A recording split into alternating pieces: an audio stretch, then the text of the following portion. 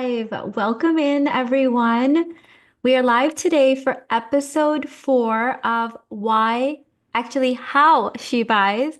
But today we're doing something a little bit different, and we're now shifting into why she buys. This is a very important conversation and a very deep one. And this is important to me. And I don't think that this gets talked about enough, especially in sort of the masculine realm of doing business. And I get it. Like, this is not a conversation that maybe most people want to have, even because they might not be they might not care about why someone's buying their product. They just care about selling their product, which I can understand from a business standpoint. But this is something really important to me because since day one, it was really important to me why someone was buying my product and who was buying my product. It was really important. My services, my products are an expression of my soul. It's my art. And I actually extend this on all areas of my life. To give you an example, when I was in real estate back in my 20s, and anytime I've bought a property personally to live in, or the over 20 properties I bought to buy, rehab, and flip, it really did matter to me who was buying the property. And a lot of other realtors didn't understand this. It didn't make sense to them. They didn't care who bought their property as long as they sold their property. But I don't know why I'm like that. But to me, it does matter. Even right now, 2 years ago, almost 3 years ago, when we sold our previous home to move into this, it really mattered to me who bought the house. And the fact that it was a young couple and that was their first home that they were buying ever for both of them, and the first home they were buying as a married couple, that mattered to me.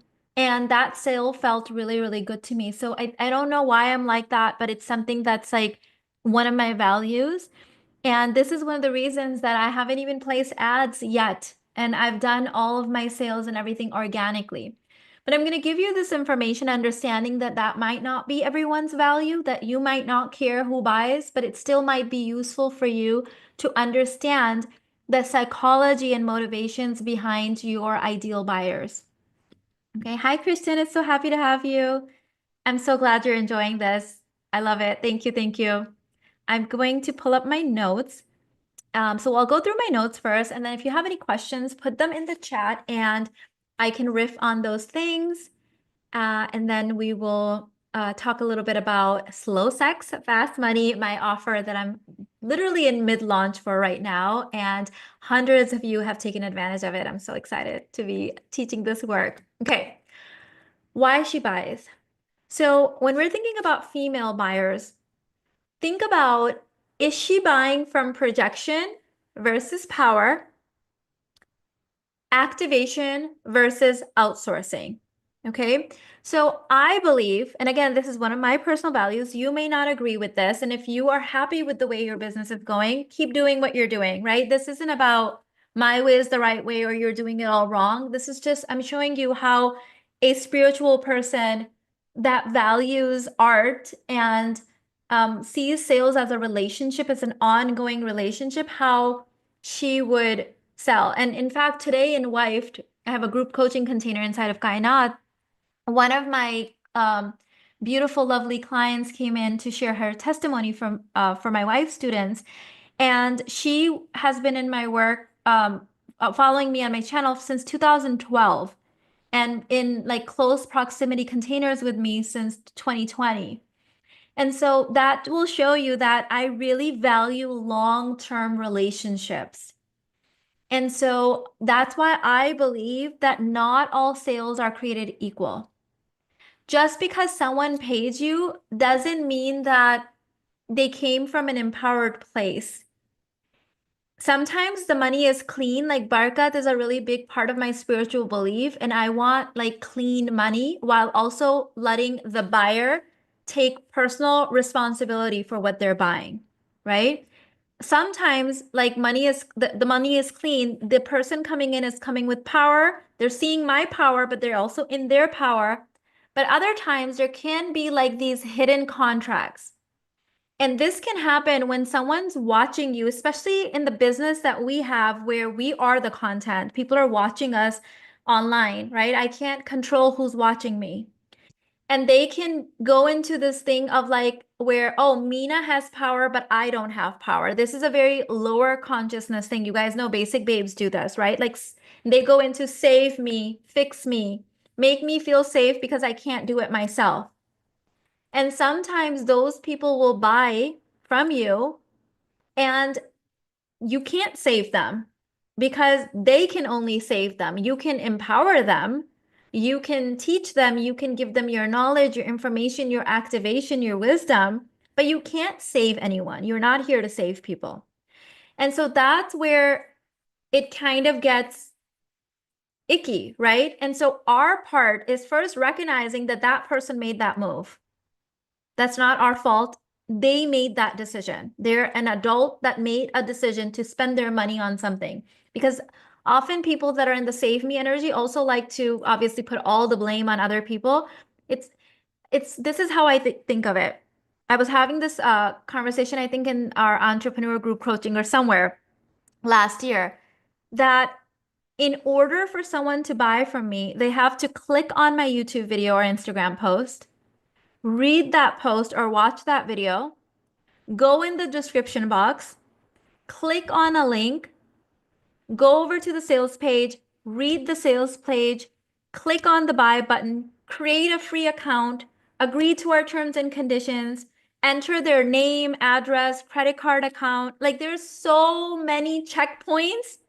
Like if I counted that, it's probably like a 10-step process. So at any point of those 10 steps, they could have stopped, but they didn't. That means the responsibility is on the buyer, right? Like you bought something, you followed like a 10-step process to buy something.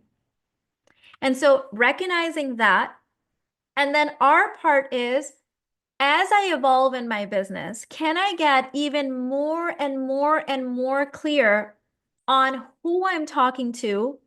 And then use the energy, frequency, words, messaging, positioning so that only those people hear my bird call and the other people are repelled. Like that's what I want. Even my like using the word huntress, there's going to be instantly people that are turned off by that because they are not going to recognize for that. That's good. And sometimes when we're new and we just want the business, like that can be hard to be like, oh my God, I just want to turn off the people. Turn off the people that are the wrong people. Otherwise, your business will start feeling like a job. And I don't know about you, but I didn't start a business to have a job. I started my business when we had already reached financial independence. And my husband, he's very strict with his boundaries around how his wife gets to feel. I've shared this before in my closed containers, and I'm going to share this again in case you haven't heard this. But if my husband sees me stressed out, he makes it his problem. He says that men who have stressed out wives are losers. And if you're stressed out because of your business, and I didn't ask you to start this business, I've never had it where you have to work. Like I'm the provider. And if you're stressed out, then that's not what we agreed to. He's like, you said this is supposed to be fun and you're doing this because this is your passion. Then I need to make sure that my wife is passionate about it and she's happy and she's not stressed. And so the only times I've been stressed in my business is when the wrong people have come in. And so over the last, 9 years that I've had this business, every year I get even better at making it crystalline clear who I'm talking to and who I'm not talking to, while also recognizing that some people will still come in that are the wrong people. But that's like, it's like, okay, how can I like ideal buyer proof this even more? Like still putting the responsibility of like you followed a 10-step process to buy, even though I tried everything in my power to get you to not. That's your responsibility. And I get to evolve in my messaging. Okay. So I do really want to say this because you have the right to refuse service. You have the right to work with clients that light you up. You have the right to work with clients that are in their power and they recognize your power. Yeah. So this is especially common with unaware farmers in survival mode where they're looking for someone to save them. They can see our power, but not their own. They also have power. Kristen said, we tend to see discrimination as a bad thing, but it's necessary in business. I don't even see it as discrimination, Kristen, is discerning. Like, I want this to be a power move, every transaction to be a power move for you and a power move for me, right? So Christian, you are my ideal power because you see your own power and you see my power. There's respect in our understanding of each other. So you're not showing up in my containers. And by the way, if you guys haven't seen on my other channel, The Universe Guru, go and watch Christian's video in there, her testimony, and look at this woman in her power. So you come in with wanting shoulder to shoulder leadership. You're like, okay, I'm a woman in my power. Mina is a woman in her power. What can we collaborate? What can we create together? What inner work can we do together? What can we learn? How can we grow? Please help calibrate, right? That's very different. Now, it wouldn't be fair to you if you came in my container and I can see that you're not in your power.